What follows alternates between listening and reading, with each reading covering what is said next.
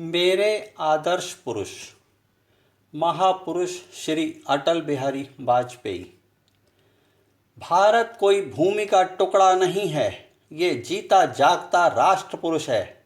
ये वंदन की धरती है, ये अभिनंदन की धरती है। ये अर्पण की भूमि है, ये तर्पण की भूमि है। इसकी नदी नदी हमारे लिए गंगा है, इसका कंकर कंकर हमारे लिए शंकर है। हम जिएंगे तो इस भारत के लिए, हम मरेंगे तो इस भारत के लिए। और मरने के बाद भी गंगा जल में बहती हमारी अस्थियों को कोई कान लगाकर सुनेगा तो एक ही आवाज़ आएगी, भारत माता की जय। ये हृदय में देशभक्ति जगाने वाले दिलकश उद्गार माननीय श्री अटल बिहारी वाजपेयी जी के हैं। एक ऐसा युग पुरुष जब इस महान शख्सियत का सूर्य क्षितिज पर अपने तेज के चरम पर था, तब केवल मेरे ही नहीं लाखों दिलों पर इसका आधिपत्य था, राज था। आज भले खुद की धड़कनों को समेट के चिर निद्रा के हवाले हो चुका है, पर कभी करोड़ों दिलों की धड़कन बन के विश्व के फलक पर विराजमान था। मेरे जैसे लाखों लोगों की प्रेरणा का स्रोत, यह विलक्षण क्षमता का धनी, विराट शख्सियत का मालिक, मेरे वैचारिक स्तर पर समझ को प्रभावित करने वाला यह प्रथम आदर्श पुरुष था।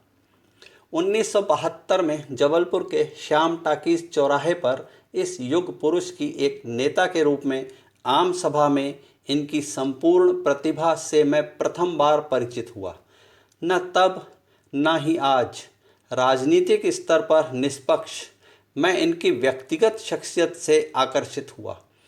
अपनी स्पष्ट विचारधारा, विचारों की संजीदगी और उन विचारों को अभिव्यक्त करने की उनकी भाषा शैली, शब्दों पर पकड़, वाणी में शालीनता, हिंदी भाषा में अपनी साफ सोच को प्रस्तुत करने में उनका प्रभुत्व साफ झलकता था। प्रखर वक्ता के तौर पर इनके भाषण सुनने को भीड़ हमेशा लालायित रहती थी।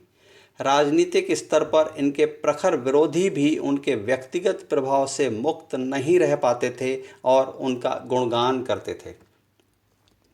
विश्व के मंच पर भारत का प्रतिनिधित्व करके विश्व को अचंभित करने वाले, वो भी हिंदी भाषा में, विरोधी पार्टी का होते हुए वो अपनी क्षमता का लोहा मनवा चुके हैं।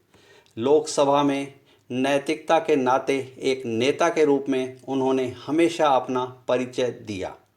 इतिहास में अपना नाम अमर करने वाले इस महान युग पुरुष को मेरा सम्मान भरा शत शत नमन।